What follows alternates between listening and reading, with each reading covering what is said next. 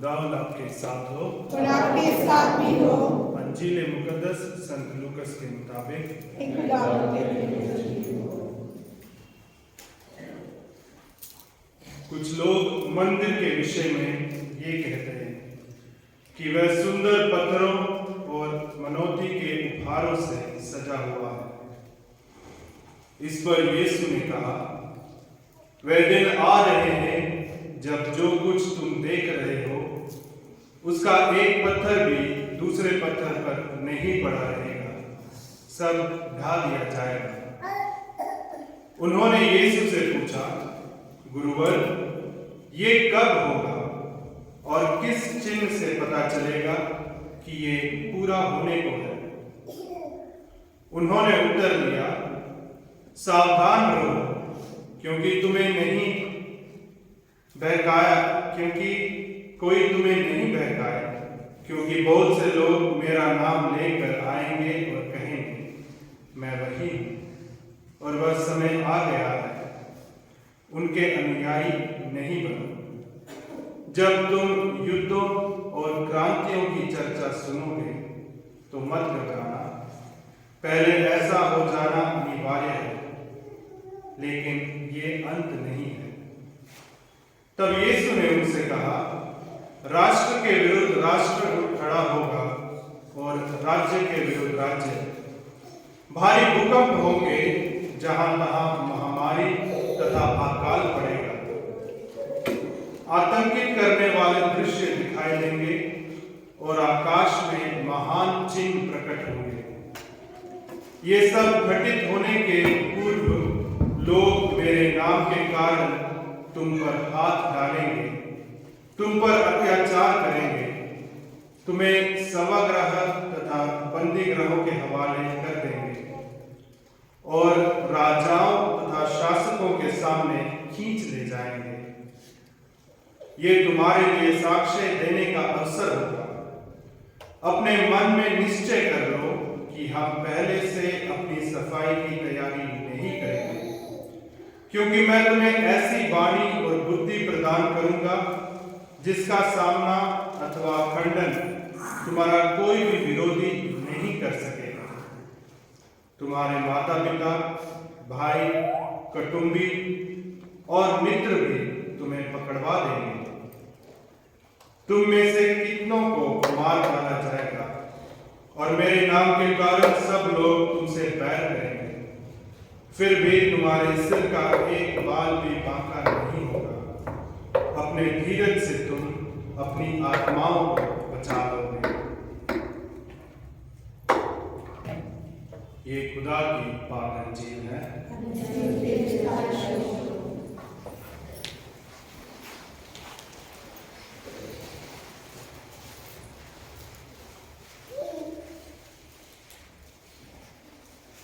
मसीह में प्यारे भाइयों और बहनों, हम हमारे पूजन तिथि के आखिरी 2 हफ्ते में अगले इतवार को बड़े धूमधाम से खुदावंद यीशु मसीह को राजाओं का राजा पुकार कर ईद मनाएंगे और उसके बाद आगमन का काल शुरू होगा। और हर साल के अंत में उस बात पर विचार किया जाता है, दुनिया के अंत, हमारे जिंदगी का अंत, और हम सबों को याद दिलाया जाता है जो कुछ भी है सब कुछ खत्म हो जाएगा। जो कुछ हमने बनाया, जो कुछ दुनिया में है, सब कुछ खत्म हो जाएगा। और अंजील में ये जो भाषा है, ये भाषा हमें डराने वाली भाषा लग सकती है। और इस भाषा को समझना, अंजील की भाषा, अंजील के लिखने के उस वक्त इतिहास के तौर पर क्या हुआ, क्या होने वाला था, उन सारी बातों के बारे में अगर हम जानकारी हासिल कर लें तो हमें इस अंजील को समझने और इसे जीने के लिए बहुत मदद मिलती है। सबसे पहले पार्ट में हमने सुना था मलाकी की किताब में, मलाकी किताब आखिरी किताब है पुराने एहतनामे में, और उसके आखिरी अध्यायों में ये बात, खुदा का दिन आएगा, यानी खुदा दोबारा आएगा, यानी खुदा हम सबों पर हुकूमत करने आएगा, हम सबों के लिए इंसाफ करने आएगा। और उसके लिए साफ नियम है, साफ समझदारी कि जो अच्छे काम करेंगे उसे खुदा की बरकत मिलेगी, और जो गलत काम करेंगे, जो खुदा के साथ वफादारी नहीं निभाते, वो आग में जलाए जाएंगे, पुराने अहदनामे और यहूदी रस्मों रिवाजों के मुताबिक। और दूसरे पार्ट में भी संत पौलुस उस कलीसिया को, थिस्सलुनीकिया में रहने वाले उस कलीसिया को ये समझाने की कोशिश करते हैं, क्योंकि हमने पहले भी इस बात पर जिक्र की थी। थिस्सलुनीकिया को सबसे पहले संत पौलुस ने चिट्ठी लिखी, और नए नियम में सबसे पहली किताब है या चिट्ठी है वो थिस्सलुनीकियों के नाम संत पौलुस का पहला पत्र है। और उसके बाद किसी ने झूठे इल्जाम या पौलुस के नाम पर चिट्ठी लिखा, उससे कलीसिया पे खुदा का दिन आ गया है, खुदा का दिन आ रहा है, सब कुछ तैयार हो जाओ, सारे तैयार हो जाओ। तो उस कलीसिया को दोबारा समझाने के लिए संत पौलुस दोबारा चिट्ठी लिखते हैं, और उसे पढ़ने की बहुत जरूरी है, उसे समझने की जरूरी है। अंजील में खुदावंद देना, मत्ती, मार्कुस, लूकस, तीनों अंजील में खुदावंद यीशु मसीह के दुख भोग यानी प्रभु यीशु मसीह की सलीबी कुर्बानी से पहले आखिरी दिनों के बारे में, क़यामत के दिनों के बारे में बातें हम सबों को खुदावंद समझाता है। मत्ती के अंजील में 25वां अध्याय पूरा दृष्टांतों से भरा हुआ। मार्कुस और लूकस आखिरी दिन कब होगा उस सबके बारे में जानकारी है, भविष्यवाणी कह सकते हैं। पर ये एक डराने वाली भाषा है, पर ये डराने वाली बात नहीं है, हम सबों को उम्मीद दिलाने वाली भाषा है, इसलिए इसे समझना बहुत जरूरी है। आप पहली आयत और आखिरी आयत, आज के अंजील की पहली आयत और आखिरी आयत बहुत जरूरी है। 21वां अध्याय है, आयत 5 है। कुछ लोग मंदिर के विषय में ये कह रहे थे कि वो सुंदर पत्थरों से और मनौती के उपहारों से सजाया हुआ है। यरूशलेम का मंदिर अभी नहीं है, ढहा गया। यरूशलेम के मंदिर बहुत खूबसूरत मंदिर था। 3 बार यरूशलेम के मंदिर को बनाया गया। सबसे पहले सुलेमान बादशाह के वक्त में बनाया था, उसके बाद हेरोद के वक्त बहुत खूबसूरत पत्थरों से, सोने और चांदी से बनाया गया था। और खुदा ने खुद उसे बताया था किस तरीके से बनाना, क्या होगा क्या नहीं होगा। और इतने खूबसूरत मंदिर को देखकर लोग प्रभु यीशु मसीह से कहते हैं मंदिर के बारे में कि इतना खूबसूरत है। और ये पहली आयत प्यारे भाइयों बहनों, दुनियावी और इंसानी तौर तरीके से हमारी घमंड को जाहिर कर सकता है। हम लोग उन चीजों के साथ जुड़े हुए हैं, दुनियावी चीजों के साथ, जो यहाँ रह जाएंगे, हमारे साथ नहीं जाएंगे। दुनिया की ताकत हो सकती है, धन दौलत हो सकता है, इमारतें हो सकती हैं, हमारी कामयाबियां हो सकती है, हमारी डिग्री हो सकता है, हमारे काम हो सकते हैं, हमारी पक्की नौकरी हो सकती है, या हमारे कमाए हुए चीजें हो सकती है। बहुत सारी चीजें दुनिया में रह जाएंगी। पिछले एतवार और उसके पहले एतवार रिश्ते के बारे में हमने सुना था। ये रिश्ते भी यहाँ रह जाएंगे, ये रिश्ते सब दुनिया के नजरिए से, और हमेशा की जिंदगी में सारी चीजों की जरूरत नहीं होगी। तो खुदावंद यीशु मसीह उन लोगों को जवाब देते हुए जो मंदिर के उस खूबसूरती को देखकर उसकी तारीफ भी करते हैं, और साथ साथ उसमें ये भी घमंड जाहिर करते हैं कि हमने इतना बड़ा बनाया, ये हमारी बहुत बड़ी इमारत है, हमारे लिए घमंड की बात है, ये हमारी खूबसूरती को जाहिर करता है। और खुदावंद कहता है ये सब कुछ ढा दिया जाएगा। ये लूकस के अंजील की खासियत है, क्योंकि लूकस के अंजील 60 या 70 साल के करीब लिखी गई है। शायद लूकस की अंजील मंदिर के ढह जाने के बाद लिखी गई, यानी रोम राज्य के अंदर होने के नाते रोम राज्य ने उसके ऊपर कब्जा किया और मंदिर को ढा दिया, मंदिर को उड़ा दिया, सब कुछ। और खुदा कहते हैं कि एक पत्थर के ऊपर दूसरा पत्थर नहीं रहेगा, यानी सब कुछ खत्म हो जाएगा। यीशु मसीह की ओर से एक भविष्यवाणी। और उसके बाद वो दिन कब आएगा, है ना? सबसे पहले खुदा ने कहा कि कुछ भी नहीं रहेगा, सब कुछ खत्म हो जाएगा। फिर उन्होंने सवाल वो कहते हैं कि ये दिन कब आएगा, ये दिन कब आएगा? खुदा कहते हैं सावधान रहो, कोई भी तुम्हें नहीं पाएगा। ये डराने वाली बात नहीं है, मत डरो, किसी के पीछे मत भागो। तो ये सबसे पहले मंदिर के खत्म होने के बारे में है।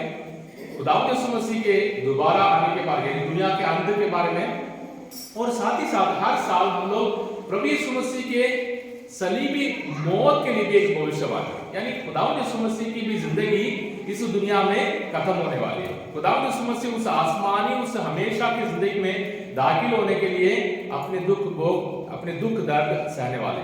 तेरा ये तीनों बात हमारे साथ भी हम जोड़ सकते हैं।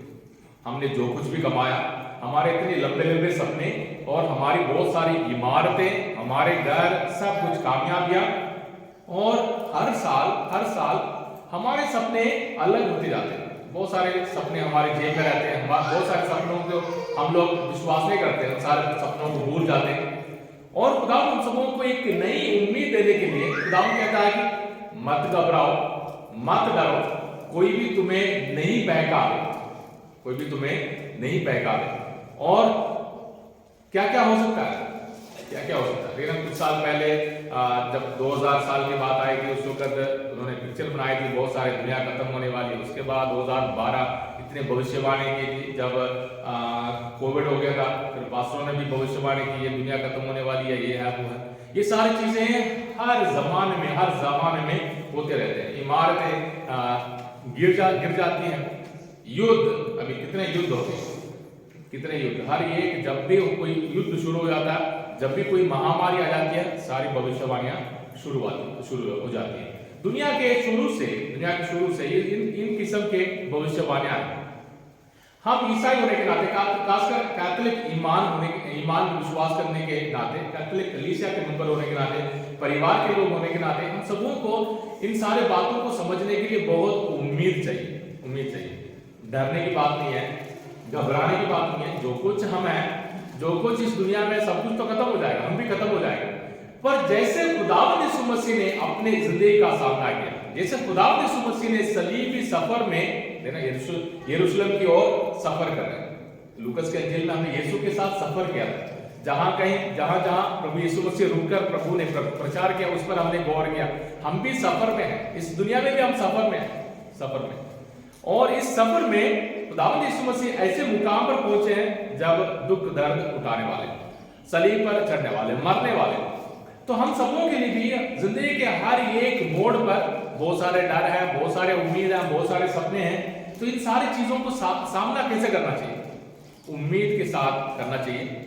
आगे बढ़े, सफर में आगे बढ़े, यहां वहां खो ना जाए। कोई ना कोई हमें भड़काएगा, कोई ना कोई हमें डराएगा, कोई ना कोई ईमान के नाम पर भी हम सबों को बहकाएंगे, हम सबों के लिए भविष्यवाणियां सुनाएंगे, हम सबों के लिए चंगाई और चमत्कार की बातें बताएंगे। पर अपनी धीरज से अपनी आत्माओं को बचा लो। यहां तक घर में फूट होगी, यहां तक घर में लड़ाई हो सकती है। अपनी धीरज से तुम अपनी आत्माओं को बचा लो। धीरज का मतलब क्या है? सब्र, बर्दाश्त करना, मेहनत करना। ये नहीं कि बैठकर सो जाए, ये नहीं कि बैठकर दुआ करते रहे ना, सब्र करना, अपनी सारी जिम्मेदारियों में सब्र के साथ, उम्मीद के साथ आगे बढ़ना।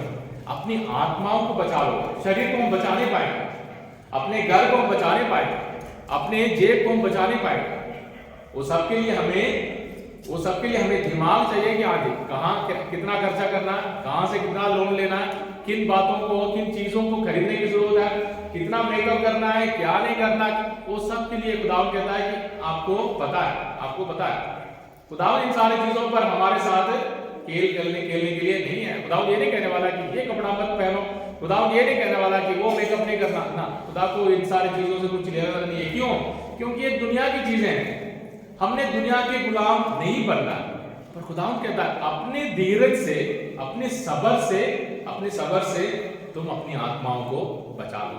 तो किन बातों पर हम सब्र करते हैं, कितने चीजों को हम बर्दाश्त नहीं करते, कितने चीजों में हम भाग जाते हैं, कितनी जिम्मेदारियों को देखकर ही हम अपनी आंखें बंद कर लेते हैं।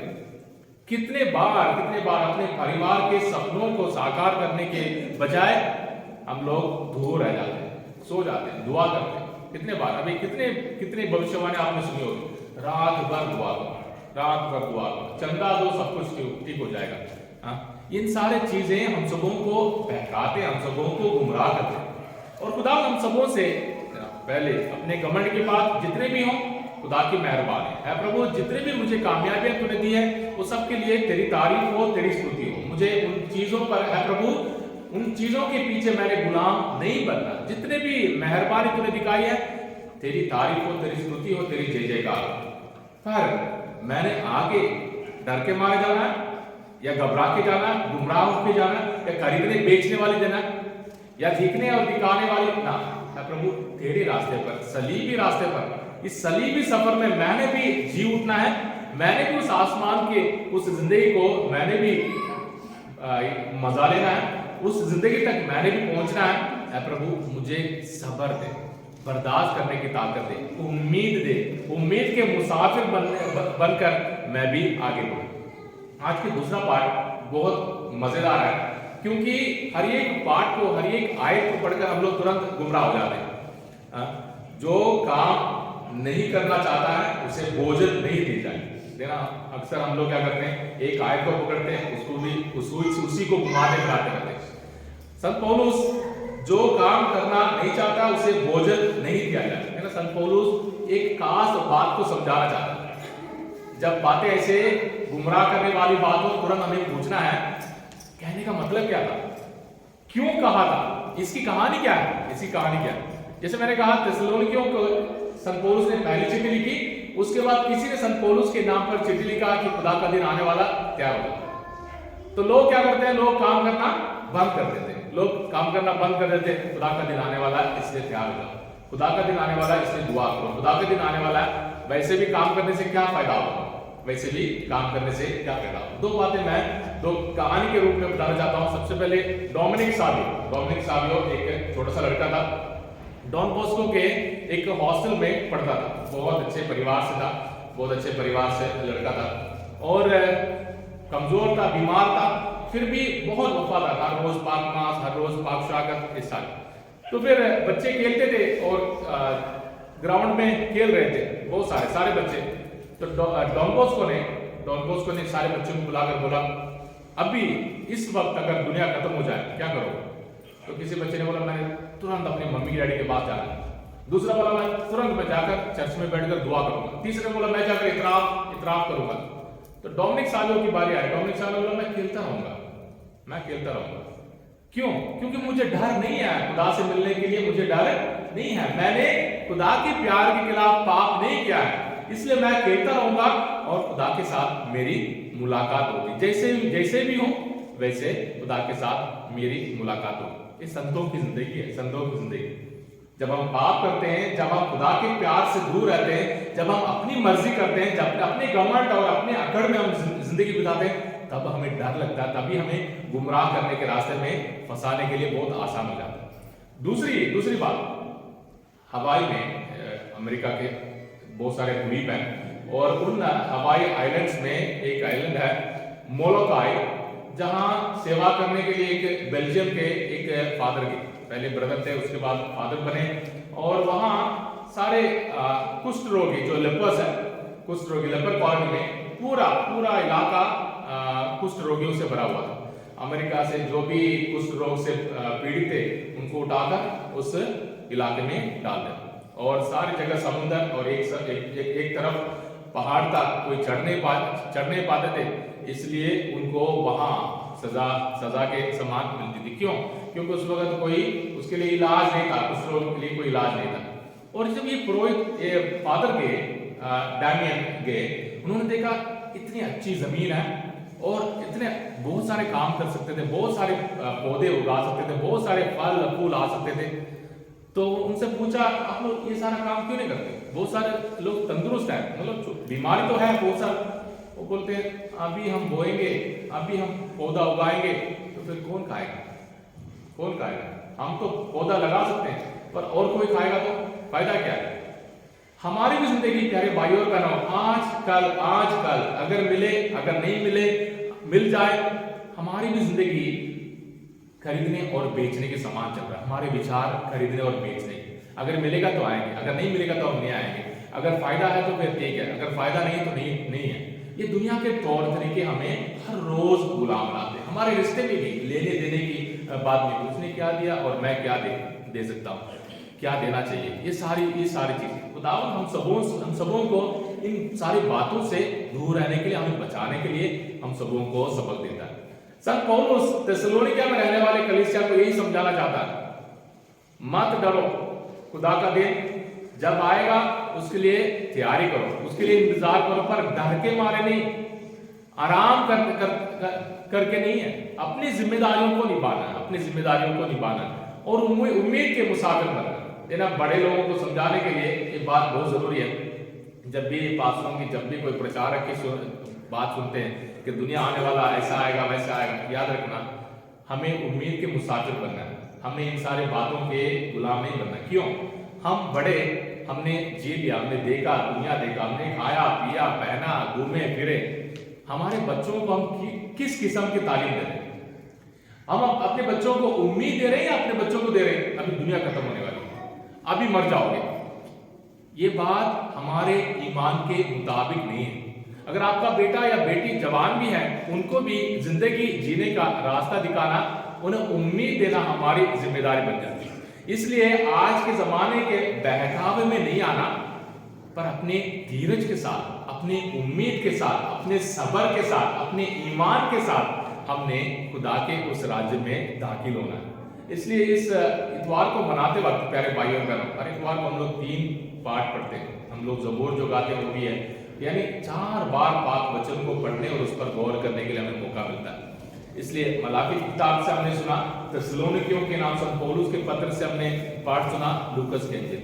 हम सबों को अपने घमंड और अपनी कामयाबी, अपनी दुनियावी इज्जत, अपनी दुनियावी पहचान, अपनी दुनियावी इमारतें, अपने दुनियावी सब कुछ, रिश्ते नाते चीजें, उनको खुदा के सामने पेश करते हुए खुदा से कह रहे हैं, प्रभु ये सब कुछ तेरे दान है, मैं तुझे धन्यवाद देता हूँ, मैं तुझे धन्यवाद देती हूँ। प्रभु मेरे इस सफर में जितने भी साल हों, जितने भी लंबी हो मेरी कहानी, मेरी जिंदगी, प्रभु मेरी हिफाजत कर, प्रभु मेरी रक्षा कर, प्रभु मुझे उम्मीद के साथ जीने के लिए ताकत और बरकत दे। जितने भी गरीब हो, जितने भी अमीर हो, प्रभु तुझ पर उम्मीद रखना मेरे लिए सबसे बड़ी ताकत है। प्रभु तेरी पाक नाम पर जिंदा रहना मेरे लिए बुलाहट है। इसलिए अपनी इस जिंदगी को जीने के लिए और भी खुदा से ताकत और बरकत मांगे, अपने परिवारों की सारी मन्नतों के लिए दुआ करें। जैसे मैंने कहा, बहुत सारे लोग तीर्थ यात्रा में सरना गए, हम भी रूहानी तौर पर तीर्थ यात्रा में जाए, हम भी मुसाफिर बने। और मां मरियम हम सबों के लिए सबसे बड़ी मुसाफिर है। कहाँ तक? सलीब के नीचे तक, अपने बेटे को दफनाने तक, उसके जिंदा होने तक और उसके आसमान में चढ़ने और खुद आसमान में उठाए जाने तक।